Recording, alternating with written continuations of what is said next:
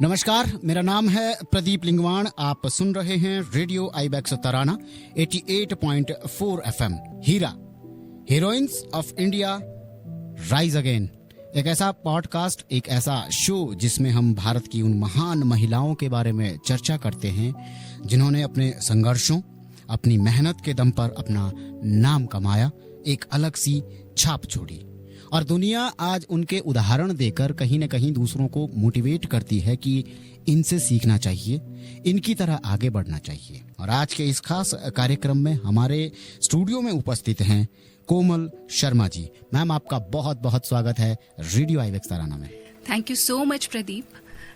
सबसे पहले मैं आईबैक्स तराना टीम को शुक्रिया कहना चाहूँगी जो आपने इतना खूबसूरत इनिशिएटिव ये स्टार्ट किया है जी। क्योंकि कई बार क्या होता है कि कई नाम सुने हुए होते हैं, कई कहानियां अनसुनी होती हैं। तो आपके इस इनिशिएटिव की वजह से कई सारी कहानियां जो कभी किसी ने सुनी भी नहीं है वो घर घर पहुंच रही हैं। तो सबसे पहले तो आपको शुक्रिया। हम जिस शख्सियत पर बात करने वाले हैं उस पर बात करने से पहले मैं थोड़ा सा आपके बारे में, आपका परिचय जानना चाहता हूँ। बिल्कुल। मेरा नाम कोमल है, Komal Sharma, and I am from Lucknow, city known for its tehzeeb and grace. Social media ने ऑलरेडी काफ़ी फेमस कर रखा है लखनऊ को, तो लखनऊ के बारे में फिर कभी बात होगी। मैं लखनऊ से हूँ, मेरा पालन पोषण, मैं लखनऊ में ही बड़ी हुई हूँ और उसके बाद मेरा जो ग्रेजुएशन था वो मैंने दिल्ली से किया। फैशन डिज़ाइनिंग की मैंने। फैशन डिज़ाइनिंग करने की वजह से आर्ट और क्रिएटिविटी ये दोनों बहुत बड़े पार्ट रहे हैं मेरी लाइफ में। तो मुझे बहुत खुशी भी हो रही है कि आज मैं अमृता शेरगिल जैसी शख्सियत के बारे में बात कर रही हूँ। वाह, तो हम अमृता शेरगिल जैसी शख्सियत के बारे में बात कर रहे हैं और हम शुरुआत में उनके जीवन के जो शुरुआती पल हैं, जन्म, उनका परिवार, उसके बारे में मैं जानना चाहता हूँ।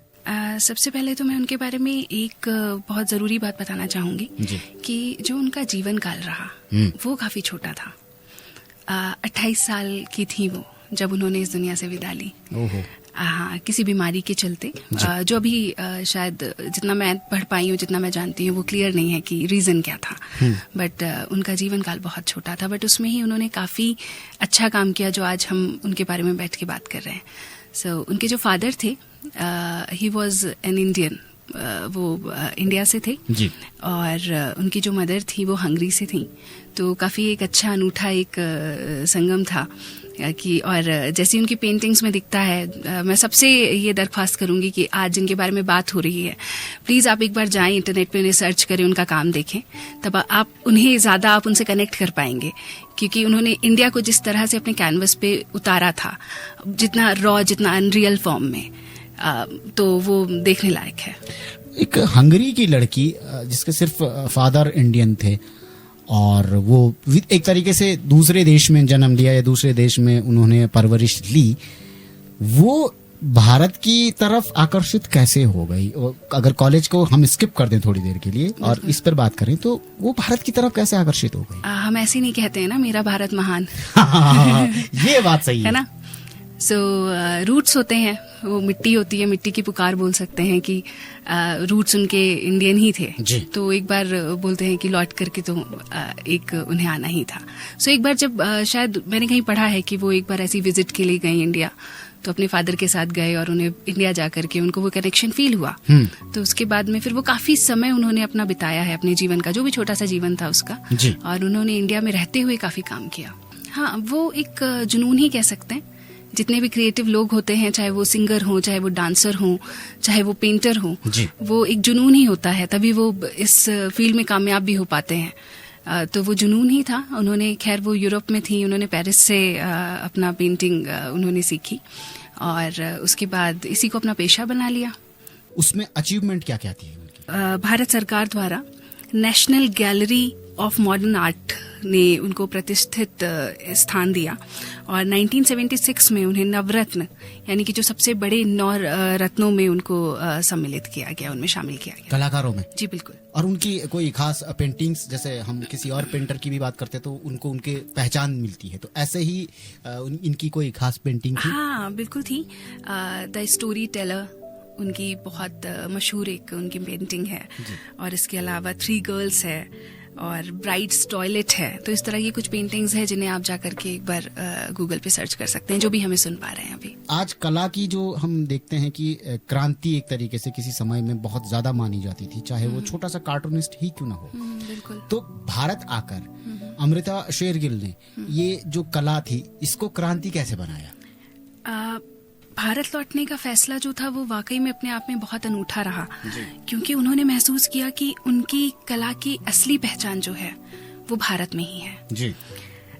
यहाँ आकर उन्होंने आम लोगों को अपने पेंटिंग का हिस्सा बनाया, उन्हें कैनवस पर उतारा, जिसमें यहाँ की औरतें थीं, यहाँ के बच्चे थे, हमारे भारत के गांव की गलियां थी, मजदूर थे, किसान थे। तो वो मे बी वो पर्सनल एक कनेक्ट फील करती थीं और उन्हें इस तरह की पेंटिंग्स अच्छी लगती थी, क्योंकि वापस आने के बाद उन्होंने यही महसूस किया कि शायद वो यही इस तरह की पेंटिंग्स है। फिर क्योंकि हर एक जो भी एक कला का एक फील्ड होता है, चाहे वो आर्ट हो चाहे वो डांस हो, सब में एक अलग अलग फॉर्म होती है। कोई मॉडर्न आर्ट करता है, जैसे कि मॉडर्न आर्ट करती थी, कोई लैंडस्केप बनाता है। तो मे बी उन्होंने यहाँ पर आकर के यहाँ का जो जीवन शैली था, यहाँ के जो लोग थे, उनसे ज्यादा कनेक्ट किया। तो उनकी जो विरासत है उसे हम किस प्रकार से देख सकते हैं? देखिए, विरासत तो है ही, तभी आज उनके बारे में बात हो रही है जी। तो ये अपने आप में ही एक बोल सकते हैं कि वो एक लेगेसी तो ऑलरेडी बन चुकी है। और आज भी अमृता शेरगिल जी का नाम भारत के महान कलाकारों में से लिया जाता है। और उनकी पेंटिंग सिर्फ आर्ट नहीं थी, बल्कि हमारी कल्चरल हेरिटेज है, क्योंकि आज जो उन्होंने कभी किसी वक्त में अपने कैनवस पर उकेरा है, जो बनाया है, वो वक्त अब जा चुका है। आज अब अगर हम इंडिया में, हम भारत में अगर जाएंगे, उन्हीं गांव में जाएंगे, उन्हीं गलियों में जाएंगे, तो विकास हो चुका है, सड़कें बन चुकी हैं। तो एक तरह से वो सब चीजें जो वो करके गए हैं वो तो हमेशा हमारे पास रहेंगी ही। वो एक धरोहर तो ऑलरेडी बन चुकी है। और बाकी उनकी जो सोच थी वो आज भी लोगों को इंस्पायर करती है मॉडर्न आर्ट के लिए। कई बार क्या होता है कि अगर हम जाएंगे, जैसे मैं जानती हूँ लखनऊ आर्ट्स कॉलेज के बारे में, तो वहां पर वो पूरा चैप्टर के तौर पे पढ़ा जाता है कि अमृता शेरगिल का काम किस तरह का था।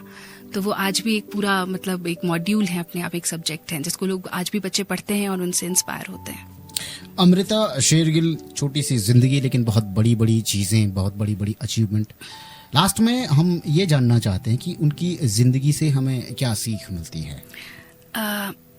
मुझे जो लगती है, और शायद अभी मुझे हो सकता है कि बहुत सारी महिलाएं भी सुन रही हों, तो मैं उन्हें सबसे पहले तो यही बोलना चाहूंगी कि थोड़ा कुछ अलग हटके करो, निडर रहो, डरो मत। लोग जज कर रहे हैं, आप क्या काम कर रहे हो, लोगों के बारे में सोचना बंद करो। सबसे ज्यादा जरूरी जो उन्हें मतलब हम सबको सीखना है उनसे, कि लोगों के बारे में अगर हम सोचना बंद कर देंगे तभी वाकई हम जीवन में कुछ कर पाएंगे।